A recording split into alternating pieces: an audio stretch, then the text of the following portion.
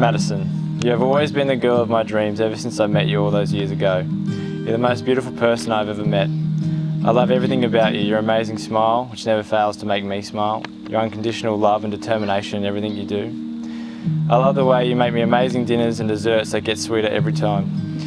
I love the way you support me and make me feel like I can achieve anything. You're an amazing partner and have sacrificed a lot to follow me far from home and start a life with me. Words cannot describe how much that means to me. I have known for a long time now that I wanted to marry you and spend the rest of my life with you.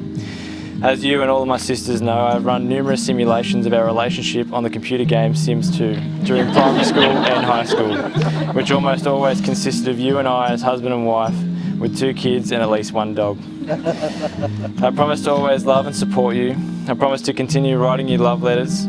I promise to always do my best to make you laugh as much as I can, starting with I promise one day I will learn how to hang up my towel. I promise to always love you with all of my heart. Well, I was never that good in school. English was not my forte, but I fought for you. Distraction was just a reaction to you.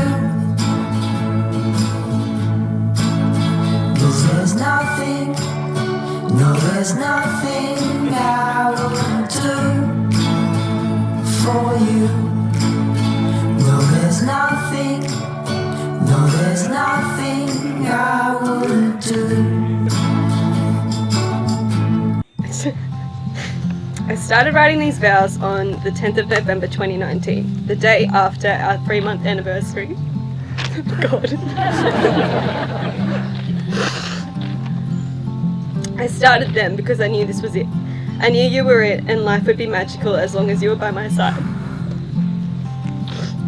The love you have shown me since you were just a wee 8-year-old boy in your St. Joey's uniform until now is more than I could have ever asked for. I say the age of 8 because you consistently tell me that you loved me from first sight and you knew in that tiny little brain that I was the one.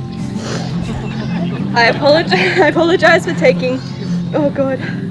I apologize for taking a little bit longer to realize I share the same love, but I vowed to express it for the rest of our days.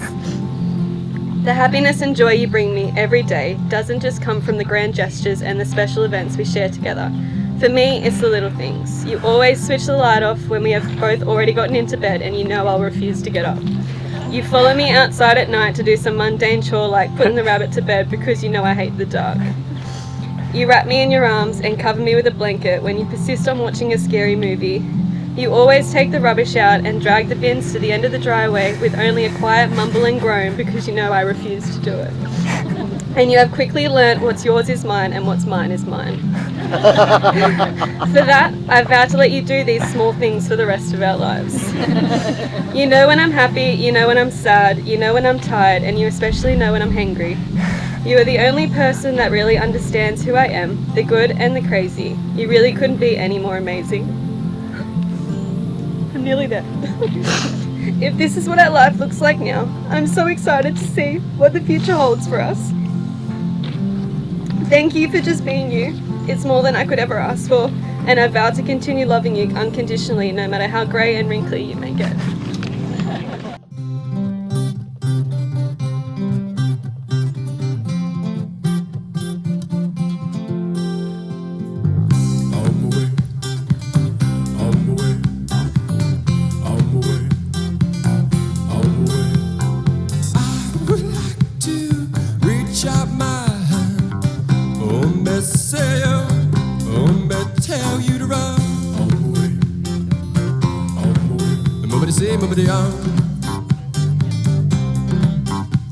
Well, pick me up with golden hand.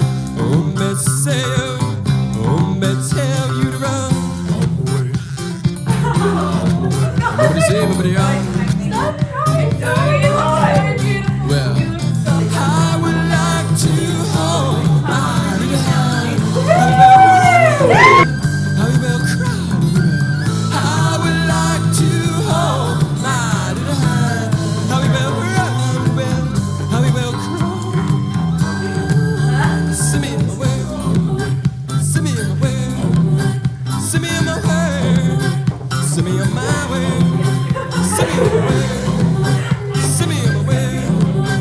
send me on my way. He always comes across as unflappable. I always found him cool, calm and collected. Just got to mention two things that have occurred since we've known him that have broke that unflappable. So the first one was, I think he was about 2 days out from joining the police force and probably involved a drug test on his entry. And we're at it head. And he wondered why he was the only one tucking into Robin's special choc chip cookies. And Robin's down there obviously, and no one else eats him. And Zac was probably half a dozen in before he realised why they were special choc chip cookies that she brings out at Christmas time. And Zac was not unflappable that night. So Zac's very proud of his electronic goods. And Libby, on the last trip out, he did say, oh geez, I had to help Zac with his TV. And we put it on a stand. We got out there and Zac wanted it mounted to the wall. $2,500, got a TV, he goes and buy it. It's a ripper. And there's three of us handling this TV. And one end got dropped and smashed to the ground. That was the end I was holding. Or not holding. Well, Zac wasn't unflappable that day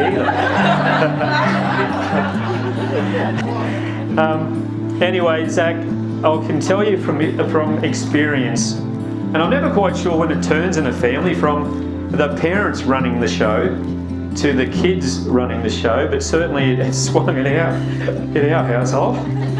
So we're just along for the ride these days. But it's not easy being a Sinclair or part of the Sinclair family. They will absolutely show no mercy. And I think you've already experienced this, and I'm not joking, it is harsh. It is really, really tough being a Sinclair. Shut up, Kev. I rest my case. They will take no prisoners, and it doesn't matter what you are discussing, there is someone who's going to cut you down. It might be your political views or your lack of political views. It might be the way you shuffle cards. Yes, Zac. It might be the way that you roll dice. We play a lot of games at our place.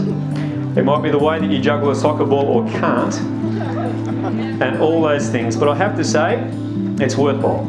Zac, so on behalf of the whole clan, we welcome you on board.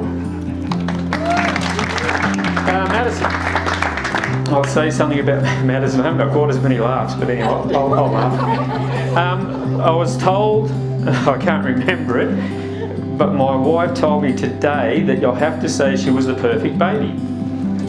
I never remember when she was, because she was born 10 pound and she was about 3 months old on the delivery table. No, I'm serious. She was 3 months old. She was massive. She was born a lady. I said you don't get hair that quickly there. But she was a great child, and you never know, like with I guess 4 kids and all that sort of stuff, you just don't see them. I guess there's bits you miss, and I think with Madison it was bits I did miss, but you know, not saying Madison slipped under the radar, but she was just one of those kids who grew up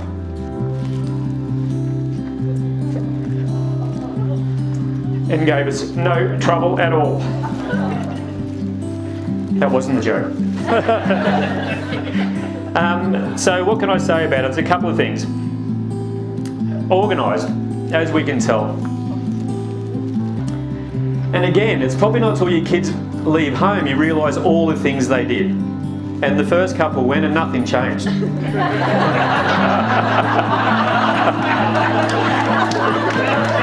But it wasn't until Madison left we realised, fuck, she put the Christmas tree up every year. And she took it down. She did the Easter thing, she did the Christmas thing, she did the birthday, she did everything. She is the organised person. I don't know what it's like being a Sinclair sibling, but she must be messaging you every birthday that comes up, I'm sure. Because she is the one who organises all those things, as you can tell by today. The next thing is, Bern said, tell her she's stubborn. But I don't think stubborn's a very positive attribute, so I'm going to say determined. She's very determined. So it didn't matter what was put in front of her. For this wedding, she was determined to have a garden wedding. So 6 months out, we're looking at the forecast and La Nina arrives. She's got no chance of putting on a garden wedding, but Madison was determined. I think a month out, the caterers pulled out, but she was determined and she organised another caterer. A day out, the DJ pulled out. And he organised another DJ, so that was good. But she is very determined, so Zac, good luck. And I really do, she allows you a say in some things, Zac. Anyway, on behalf of Bernette and I, if you'd like to, I guess, raise your glasses once again to a very determined Madison and a very patient Zac.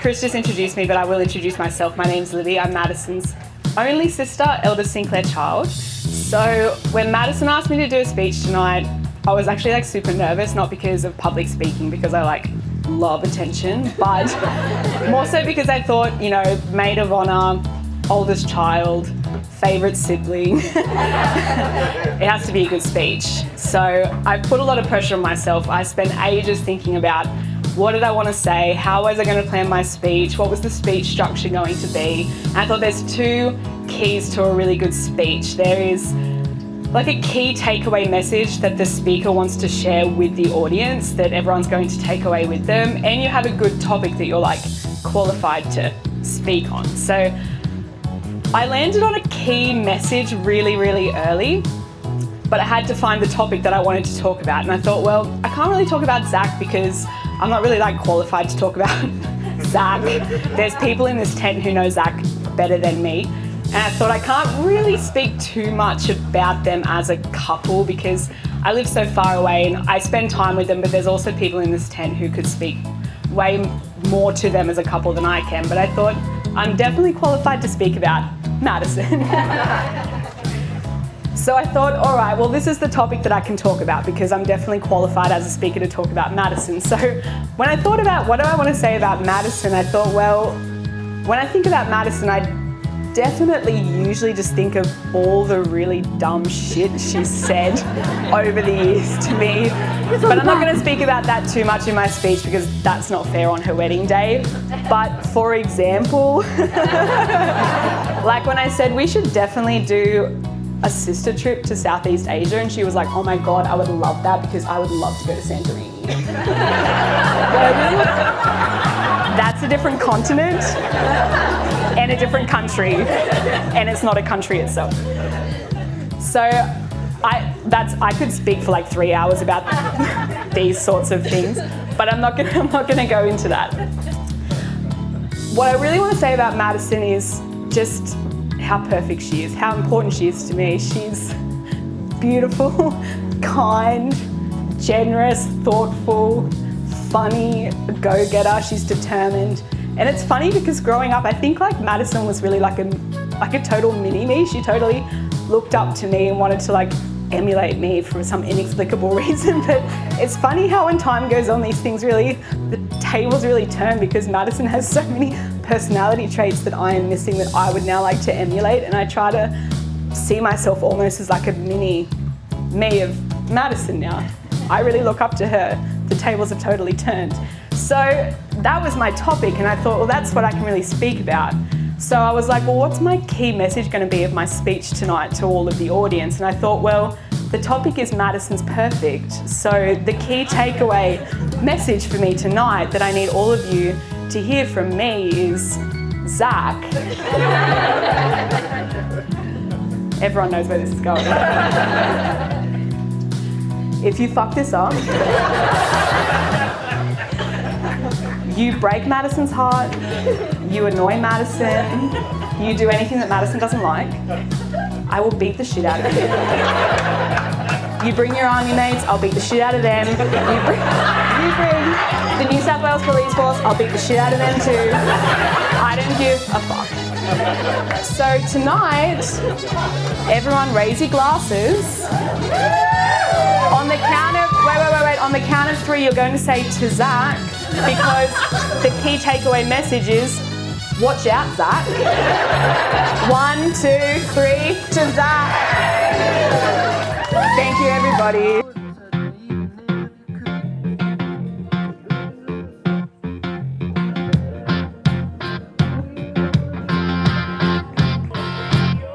What I want, you got, it might be hard to handle, but like a flame that burns a candle, the candle feeds the flame. Yeah, what I got, full stop, of thoughts and dreams to scatter, and you pull them all together, and how I can't explain. Oh yeah, well, you make my dreams come true.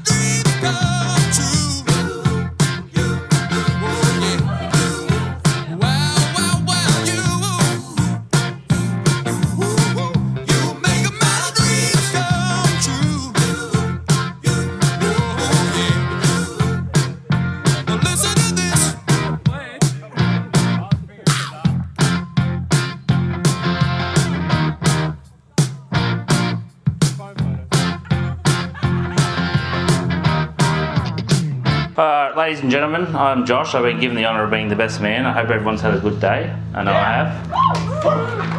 Maddie, you look beautiful, and so do your bridesmaids. Oh, hate this shit. Alright, I first met Zac 14 years ago when I started dating his sister Heidi. He was a small albino child and afraid of everything. Recently, I think you've been that out of him. No doubt, Every buddy. time we were on a houseboat, it was like taking an H&S inspector with me. His checklists were bloody extensive. He was the first, we were on the biscuit behind the boat. He'd bring out his own personal rule book. I couldn't push him off and he decided the speed limits. We went fucking slow. One time in Gary and Janelle's car, they had a caravan park sticker on the back of it, and I accelerated a little too quickly for him. I was doing the speed limit, but from the back I heard a little bitchy voice. You can't do that, it's too dangerous, and the park sticker's on the back. A lot of things have changed since then. You'd be happy to know he finally went through puberty. I like fun facts, so here are some about Zac. For some reason, he thinks he's a 90-year-old man and enjoys wearing joggers around the house. But recently, I think Maddie's beaten that out of him. And about bloody time.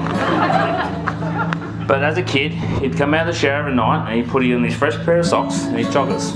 It was so bloody weird. I just didn't understand it. He has a great work ethic. He's the only police officer in the state of New South Wales that turns up to his shift 5 hours before it starts. Since he started working in Coonabarabran, the criminals have to change their working schedule.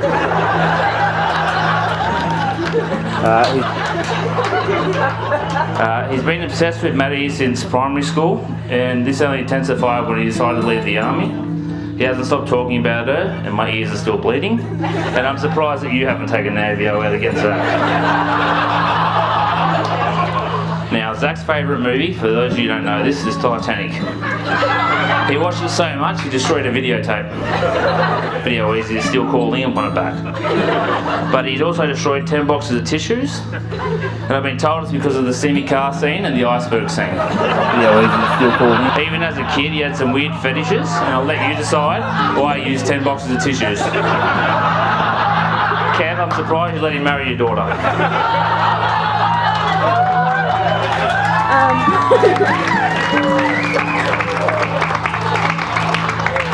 But to be honest, Zac, you're a great bloke, big part of my life, and I love you, brother. Maddi, I've been a part of this family for a few years, and I've watched them, taken some notes. So here are some hot tips. Your father-in-law is secretly a maths genius who can work out equations faster than I can pick up a bloody calculator. If Courtney ever comes to visit, give her a signed glass, otherwise she'll use every cup in your house under an hour. And don't argue with Emily, because no matter how wrong she is, she will never admit that. Grandma Kitchen loves lap dances to Shania Twain. I know that from experience. Now Janelle, I wasn't leaving you out of this, but you also have a superpower, and that superpower is lip reading. So don't bitch about her when she can see your mouth move, so she knows what you're bloody saying. She also loves conducting reading shower inspections. Although they seem targeted at me, don't know why, but at this stage they become a yearly event. Maddi, all I can say is stop when she comes in there, look directly into her eyes and say, "How you doing?" It's truly a magical moment. With all this being said, Maddi is a great film to be a part of, and I welcome you to the mob. Zac and Maddi, I hope nothing but the best for you. Can everyone raise their glasses? Yeah. To the bride and groom. Ooh, baby, I love you. I wanna tell you I love you. I wanna be with you night and day.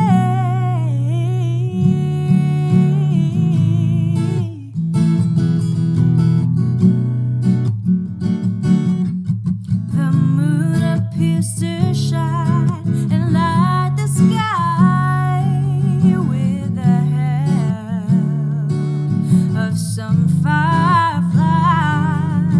I wonder how they have the power to shine, shine, shine. I can see them under the pine, but don't, no, hesitate, 'cause your love won't wait. And have the same good fortune and love that has got your mum and I through all these years. May you always love each other, be full of patience and understanding, be loyal and good to each other, and I'm sure make each other laugh until you cry. Never let each other go. And on behalf of our family and friends, we would wish you loads of love and happiness for the future together. To Zac and Maddi.